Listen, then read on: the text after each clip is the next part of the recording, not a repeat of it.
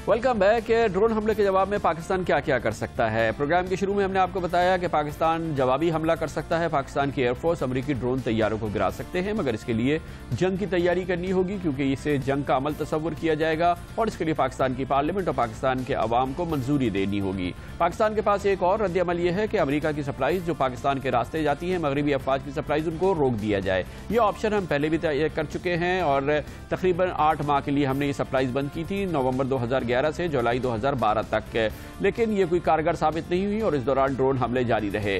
पाकिस्तान ये दोनों अमल उस वक्त कर सकता है जब वो अमेरिका से अपने आप को माशी तौर पर लाताल्लुक कर ले और अमेरिका की मदद उसको दरकार ना हो, किसी भी मामले में मदद दरकार ना हो। और उसके लिए ज़रूरी है कि पाकिस्तान की मईशत मजबूत हो, पाकिस्तान की मईशत की वो हालत ना हो जो आज कल है। पाकिस्तान का रुपया डॉलर के मुकाबले में तेजी से अपनी कदर खो रहा है। पिछले सिर्फ 6 महीने के दौरान ये तकरीबन 8% अपनी कदर पहले ही खो चुका है। पाकिस्तान आलमी मालियाती इदारों का मोहताज है।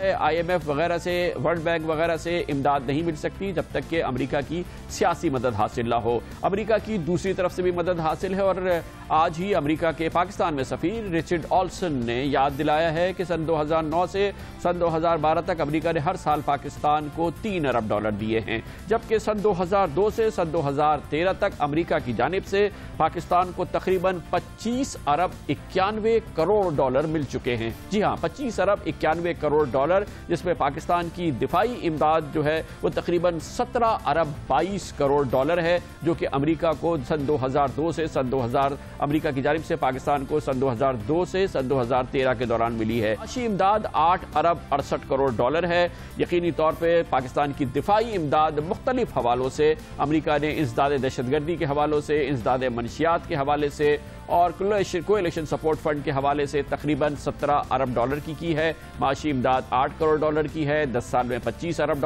हैं जो अमेरिका से ले चुके हैं और फिर इसके अलावा भी पाकिस्तान को अमेरिका की हर वक्त ज़रूरत रहती है। तो पाकिस्तान की मईशत और पाकिस्तान की इक़्तिसादियात अमेरिका की कितनी मोहताज है, ये हमें उससे पहले गौर करना होगा जब हम अमेरिका के लिए अपना बड़ा जवाबी रद्द-ए-अमल तैयार करें। इसके लिए हम गुफ्तगू करते हैं और माशी और अमेरिका पाकिस्तान उमूर के माहिर जनाब फ़रूख सलीम हमारे साथ हैं। बहुत बहुत शुक्रिया फ़रूख सलीम साहब। बताइएगा हमें और हमारे नाजरीन को कि हमारी मईशत और इक़्तिसादियात कितनी मुनसर है अमेरिका पर और अमेरिका से इसका कितना ताल्लुक़ है। खान साहब, हर साल जून के महीने में पाकिस्तान के वज़ीर ख़ज़ाना बजट का ऐलान करते हैं और उस बजट में ये कहा जाता है कि इस साल हुकूमत पाकिस्तान की जो अखराजात हैं और हुकूमत पाकिस्तान की जो आमदन है उसमें 1.5 से 2 खरब रुपए का खसारा होगा। फिर जुलाई के महीने में ट्रेड पॉलिसी अनाउंस की जाती है और उसमें यह कहा जाता है कि हमारा टारगेट जो है एक्सपोर्ट का वो $25 अरब होगा और इंपोर्ट लगभग 40 से 45 अरब होंगी।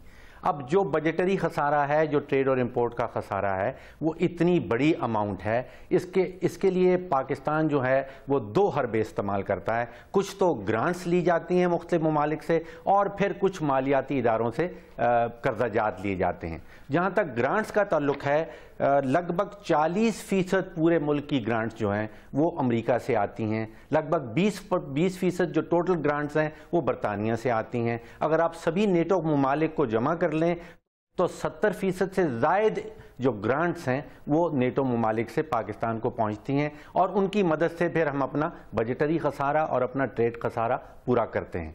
जो जहाँ तक लोन्स और कर्जाजात का ताल्लुक है तो सबसे बड़ा जो चंक है कर्जाजात का वो एशियन डेवलपमेंट बैंक से आता है, कोई 45% के करीब, और फिर IMF, वर्ल्ड बैंक, एशिया और इस्लामिक डेवलपमेंट बैंक वगैरह वगैरह।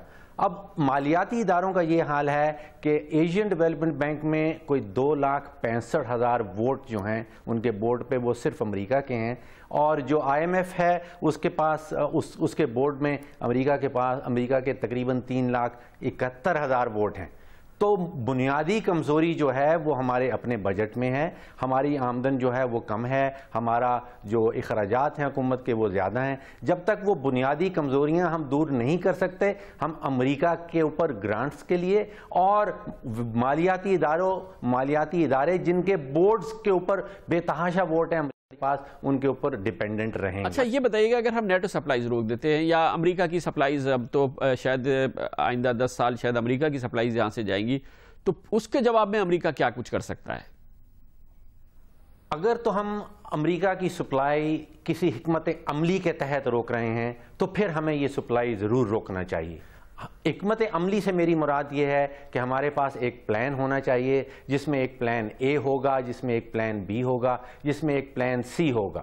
اگر ہمارے پاس صرف اور صرف پلان اے ہے کہ ہم نے امریکہ کی یا نیٹو کی سپلائیز جو ہیں ان کو روک دینا ہے، اور ہمارے پاس پلان بی کوئی نہیں ہے کہ اگر امریکہ کے اوپر کوئی اثر نہ ہو، اگر امریکہ کسی اور راستے سے وہ سامان لے جائے، اگر امریکہ کے پی حکومت کی مدد بند کر دے، اگر امریکہ وفاقی حکومت کی مدد بند کر دے، تو پاکستان کا خسارہ ہوگا یا پاکستان کا فائدہ ہوگا؟ جو کے پی حکومت کا بجٹ پچھلے سال آیا ہے اس میں 118 ارب روپے کے ترقیاتی منصوبے ہیں، اور 118 میں سے 35 ارب روپے کے جو منصوبے ہیں وہ فائنینس کیے جا رہے ہیں نیٹو کنٹریز کی جانب سے۔ جو وفاقی حکومت ہے اس کا اگر ترقیاتی بجٹ لگ بھگ 400 ارب روپے کا ہے، اس میں سے 100 ارب سے زائد کے منصوبے جو ہیں وہ نیٹو کنٹریز جو ہیں ان کو فائنینس کر رہی ہیں۔ تو حکمت عملی ہمارے پاس کوئی ہونی چاہیے جس کے تحت ہم پاکستانیوں کا فائدہ کر پائیں۔ اگر ہمارے پاس حکمت عملی نہیں ہے، اگر ہم صرف یہی سوچ رہے ہیں کہ ہمارے پاس ایک ہی پلان ہے اور وہ یہ ہے کہ ہم ان کی سپلائیز روک دیں، اور پھر اگر اس کے بعد بھی امریکہ اپنا ڈرون سٹرائکس نہیں روکتا اور ہمارے پاس کوئی پلان بی نہیں ہے، تو پھر ہمیں اس کے اوپر ریکنسیڈریشن کرنی پڑے گی، اس کے اوپر سوچنا ہوگا۔ بہت بہت شکریہ جناب فاروق سلیم۔ ہماری کوشش تھی کہ ڈرون حملوں کے حوالے سے، جس کا تازہ ترین نشانہ آج پاکستان کا ایک شہر بنا ہے، ہم تمام حقائق آپ کے سامنے رکھیں تاکہ ان کی روشنی میں آپ خود اس معاملے میں سوچ سکیں، آپ کسی فیصلے پہ پہنچ سکیں۔ ہم کسی فیصلے پہ نہیں پہنچنا چاہتے، لیکن آپ کے سامنے ہم نے مختلف حوالوں سے، مختلف طریقوں سے زمینی حقائق سامنے رکھے ہیں، کیونکہ یہ بہت اہم قومی معاملہ ہے، قومی سلامتی کا معاملہ ہے۔ کمرشل بریک اور اس کے بعد ذکر کرتے ہیں ایک اور بہت اہم سیاسی قومی معاملہ۔ پاکستان میں پہلی بار ایک سابق فوجی جنرل پر آئین کے بغاوت کے حوالے سے مقدمہ چلنے جا رہا ہے۔ اب سوال یہ ہے کہ سابق صدر جنرل پرویز مشرف اس مقدمے میں سزا پا جائیں گے، پھانسی چڑھ جائیں گے، عمر قید ہو جائے گی، یا کچھ نہیں ہوگا، دبئی چلے جائیں گے؟ اس سلسلے میں ہم بات کرتے ہیں کمرشل بریک کے بعد۔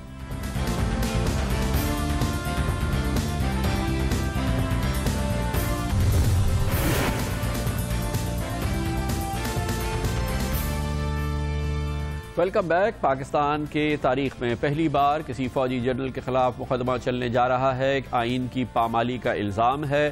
جنرل پرویز مشرف اس مقدمے کا سامنا کریں گے۔ 3 نومبر 2007 کو انہوں نے ملک میں ایمرجنسی کا نفاذ کیا اور پاکستان میں ہنگامی حالت کا اعلان کر دیا۔ یہ عمل انہوں نے دوسری بار کیا تھا، لیکن پہلے عمل کے حوالے سے سپریم کورٹ آف پاکستان نے اسے جائز قرار دے دیا تھا، پارلیمنٹ نے بھی اسے جائز قرار دے دیا تھا۔ دوسرے عمل کو سپریم کورٹ نے جائز قرار نہیں دیا تھا، لیکن قومی اسمبلی نے جائز قرار دیا تھا۔ جنرل پرویز مشرف نے کہا کہ پاکستان اس وقت شدید بحران کا شکار تھا، اس لیے انہوں نے یہ آئین سے باہر کام ضرور کیا، آئین کی پامالی ضرور کی، لیکن یہ وقت کا اہم ترین تقاضا تھا۔ اب یہ تاریخی مقدمہ شروع ہو رہا ہے اور اس کے لیے تاریخی تیاریاں ہیں۔ اسلام آباد کی فیڈرل شریعت کورٹ میں یہ مقدمہ چلایا جائے گا اور اس کے لیے تیاریاں، انتظامی تیاریاں مکمل ہیں۔ اور جیسا کہ پاکستان کی لیگل تاریخ میں ہوتا رہا ہے، ایسے نازک ترین موڑ پہ ایک شخصیت سامنے آتی ہے اور وہ ہے جناب شریف الدین پیرزادہ۔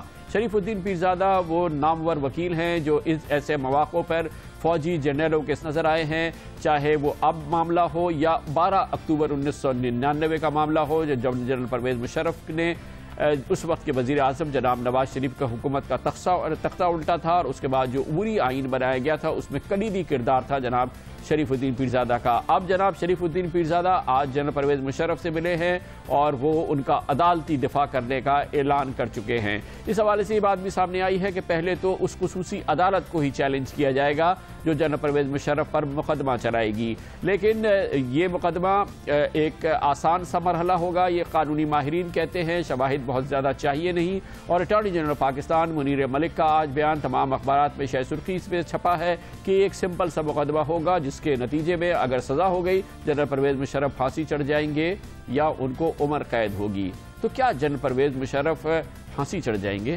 ان کو عمر قید ہوگی، یا کچھ ماہرین یہ کہتے ہیں یہ کچھ نہیں ہے، وہ واپس دبئی چلے جائیں گے؟ اس کا جائزہ لیتے ہیں اور اس کے لیے ہم نے پاکستان کے 2 انتہائی تجربہ کار سیاسی تجزیہ کاروں کو دعوت دی ہے۔ ہمارے ساتھ موجود ہیں سابق پارلیمنٹیرین اور سیاسی تجزیہ کار جناب ایاز امیر اور ہمارے ممتاز ترین پروگرام جواب دے کے ہوسٹ جناب افتخار احمد. بہت بہت شکریہ ایاز ضمیر صاحب, افتخار احمد صاحب. ایاز ضمیر صاحب, پہلے آپ اپنے تجربے سے بتائیے کہ کیا ہوگا, جنرل پرویز مشرف اس مقدمے کے بعد پھانسی چڑھ جائیں گے, یا یہ کہ ان کو عمر قید ہوگی, یا یہ کہ وہ ٹہلتے ہوئے دبئی واپس چلے جائیں گے؟ تجربہ تو تب آپ کہیے نا کہ اس کا کوئی پہلے مثال ہماری تاریخ میں ملتی ہو, ایسی تو کوئی بات ہے کوئی نہیں. ہمارے ہاں پہلے بھی مارشل لاز ہوئیں, لیکن ایسے مقدمے کی نوعیت کبھی جو ہے مقدمے کی نوبت کبھی نہیں پہنچی. تو یہ اس بار دیکھنا ہے کہ کیا ہوتا ہے, کیونکہ ایک پروسیس جو ہے شروع کر دیا ہے گورنمنٹ نے. اب چاہے اسے عجلت میں کیا ہے, چاہے سوچ سمجھ کے کیا ہے, چاہے اس کے پیچھے کچھ اور ان کے ذہن میں ہے. کچھ تنقید یہ بھی آئی ہے کہ راولپنڈی کے مسئلے سے توجہ ہٹانے کی بھی یہ ایک کوشش تھی, اور اتنی عجلت میں اتوار کے روز ایک دن پہلے ایف آئی اے کی رپورٹ آ رہی ہے, اور اتوار کو وہ پریس کانفرنس بلائی جاتی ہے, اور وزیر داخلہ اتنے وہ تھوڑے سے جٹری ہوتے ہیں اس میں کہ ایک کورٹ اور کمیشن کا جو ڈسٹنکشن ہے یا فرق ہے وہ محسوس نہیں کر پاتے, اور بعد میں ان کی وزارت کو ایک کلیریفیکیشن ایشو کرنی پڑتی ہے کہ نہیں وہ کمیشن سے مراد نہیں تھی, وہ کورٹ تھا, کورٹ کا مطلب تھا. تو یہ تو نہیں, تو جب پروسیس چل پڑتا ہے تو وہ پھر کئی دفعہ آپ اسے کنٹرول کرنا چاہیں بھی تو اس کی ایک اپنی ڈائنامک اور منطق بن جاتی ہے. اچھا افتخار صاحب, آپ کو دیتا ہوں, آپ کا کوئی اندازہ ہے کہ کیا ہونے والا ہے جنرل مشرف کے لیے؟ دیکھیں, جہاں تک اس مقدمے کا سوال ہے, ابھی تو یہ مقدمہ شروع ہوگا, مقدمہ شروع ہونے کے بعد ہی فیصلہ کیا جا سکتا ہے, دیکھ کے کہ ججز کا رویہ کیا ہے اور استغاثے کے پاس کیس کیا ہے, اسی بنیاد پہ آپ کے تینوں سوالوں کو جواب دیا جا سکتا ہے. مجھے ایسا محسوس ہوتا ہے کہ شاید وہ ہو جو آپ سب لوگوں کو توقع نہیں ہے. اچھا, وہ بھی پوچھ لیں گے آپ سے کیا ہے, لیکن ایاز ضمیر صاحب یہ بتائیے, ایک اور یہ آپشن بھی تو ہے کہ مقدمہ شروع ہو اور جنرل پرویز مشرف اس میں لوگوں کو بلائیں, گواہان کو بلائیں, سابق وزیر اعظم کو, سابق قومی اسمبلی کے اراکین کو, کور کمانڈرز کو, ان لوگوں سے جو کہ ان کے معاونین تھے جن کے ساتھ انہوں نے صلاح مشورہ کیا, اور ایک بڑا میلہ شا لگ جائے, پینڈورا باکس کھل جائے. اس کا کتنا امکان ہے؟ میرا خیال ایسے کوئی نہیں ہے, وہ کوئی میرے خیال حالات اجازت نہیں دیں گے کہ ایک وہ ٹرائل کورٹ ہو اور آپ کبھی ایک سابقہ کور کمانڈر کو بلا رہے ہیں یا جنرل کیانی کو آپ بلا رہے ہیں. میرے خیال ایسی بات نہیں ہوگی. فوکس جو رہے گا جنرل مشرف پہ رہے گا. اگر انہوں نے اتنا وہ کوئی جمہوریت کے غازی تھے اور اتنا پھیلانا ہوتا تو 99 سے شروع کرنا تھا, تو 99 کی کوئی بات تو نہیں رہا. افتخار صاحب, آپ کا کیا خیال ہے کہ یہ جو ایک تصور یہ ہے کہ ایک بہت بڑا پینڈورا باکس کھل جائے گا اور درجنوں لوگ گواہوں کی حیثیت سے آئیں گے اور ایک بہت بڑا سین کریٹ ہوگا؟ دیکھیں, ہر آدمی کو حق ہے کہ وہ اپنے ڈیفنس میں جس قسم کا بھی وکیل ہے اس کو پیش کرے, اور ہر وکیل کو اس بات کا حق ہے کہ وہ اپنے کلائنٹ کو بچانے کے لیے تمام قانونی ذرائع استعمال کرے. اور اس ملک میں جو قانونی ذرائع جب آپ استعمال کرتے ہیں, خاص طور پہ ایسے مقدمات میں جہاں پہ کسی کو سزائے موت کا خدشہ ہو اور جس کو عمر قید کا خدشہ ہو, تو وہ اپنے بچاؤ کے تمام ہتھیار استعمال کرے گا. اس میں آپ کو بات ہے, ممکن ہے کہ ان کی گواہوں کی لسٹ میں بہت سارے نام ہوں, بہت سارے عہدیدار ہوں, جس میں سویلین بھی ہو سکتے ہیں, عام سے متعلق لوگ بھی ہو سکتے ہیں, ججز بھی ہو سکتے ہیں, اور عام شہری بھی ہو سکتے ہیں. اور یہ تو ان کا آئینی حق ہے, اور جو کانسٹیٹیوشن نے بھی ان کو دیا ہوا ہے کہ ہر آدمی کو انصاف دیا جائے گا, اور انصاف کے لیے جو طریقہ کار ہے اس کے اوپر ہمیں سب کو چلنا بھی ہوگا اور اس کا احترام بھی کرنا ہوگا.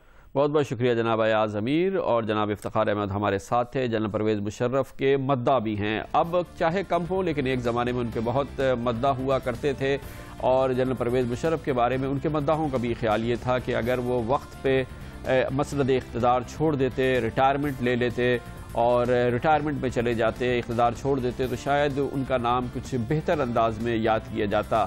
میں نے خود یہ کوشش کی تھی. 3 نومبر 2007 کو انہوں نے وہ عمل کیا جس کے آج ان کو سزا بھگتنی پڑ رہی ہے یا جس کے لیے ان پر اب مقدمہ چلنے والا ہے. اس سے پورے 1 ماہ قبل ہمارا جنرل پرویز مشرف کے ساتھ ایک مکالمہ ہوا تھا جس میں نے ان سے بہت ایک خصوصی انداز میں یہ پوچھا تھا کہ وہ ریٹائرمنٹ کیوں نہیں لے لیتے اور کیوں گھر نہیں چلے جاتے. کبھی یہ چیز بھی سوچی کہ 7 سال آپ ملک کے صدر رہے ہیں, 9 سال پاکستانی فوج کے سربراہ رہے ہیں, 40 سال سے کام کر رہے ہیں, کہ بہت ہو گیا. جو کچھ پاکستان کو دینا تھا, جتنی اپنی قوت سے آپ دے سکتے تھے آپ نے دیا.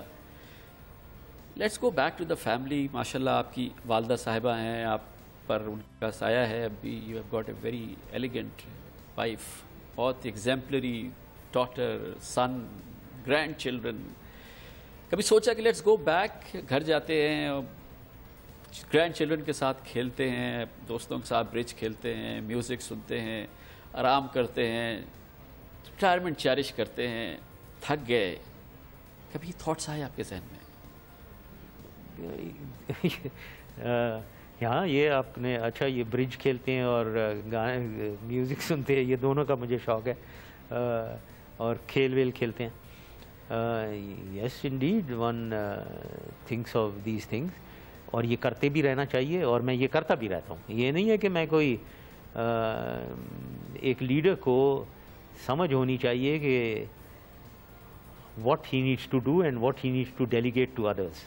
ٹھیک ہے نا, کہ کتنا آپ نے کرنا ہے, کتنا آپ ڈیلیگیٹ کریں اسٹاف کو. تو آپ ایک سسٹم چلاتے ہیں جس میں اسٹاف لوڈ لیتا ہے آپ کا, اور آپ کو ان کاموں کے لیے ٹائم ہونا چاہیے. تو یہ بھی نہیں ہے کہ ٹائم نہیں ہے.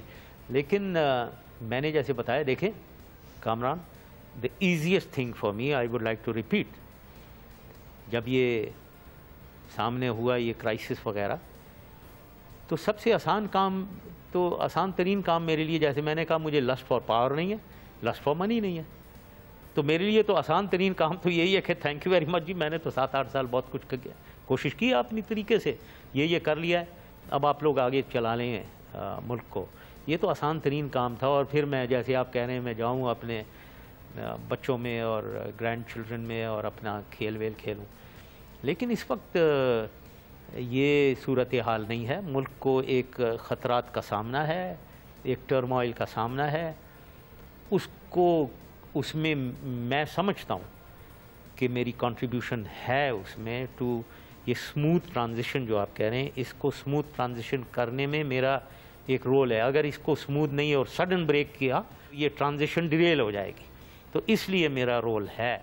اور رول کیا تھا جنرل پرویز مشرف کا؟ اس مکالمے کے پورے 1 مہینے بعد انہوں نے ہنگامی حالت کا نفاذ کا اعلان کیا, آئین کو پامال کیا, اور وہ کچھ کیا جس کی سزا اب ان کو ملے گی یا نہیں ملے گی ہم نہیں کہہ سکتے. لیکن بہرحال ان کے لیے یہ سخت ترین دور ہے جو کہ اس وقت وہ دیکھ رہے ہیں, اور اب سے چند مہینوں سے دیکھ رہے ہیں. اور یہ سب کچھ ہوا تھا اس مکالمے کے بعد, جب ہم نے ان سے پوچھا تھا کہ وہ کیوں ریٹائرمنٹ نہیں لے لیتے اور کیوں گوشہ تنہائی میں نہیں چلے جاتے, اپنے بچوں کے, اپنی فیملی کے پاس نہیں چلے جاتے. کمرشل بریک لیتے ہیں اور اس کے بعد ذکر کریں گے کوئٹہ میں ایک بار پھر دہشت گردوں نے شہر سے انتقام لیا ہے. 4 بڑے حملے ہوئے ہیں, ہلاکتیں بھی ایک بار ہوئی ہیں. اس کا ذکر کریں گے کمرشل بریک کے بعد.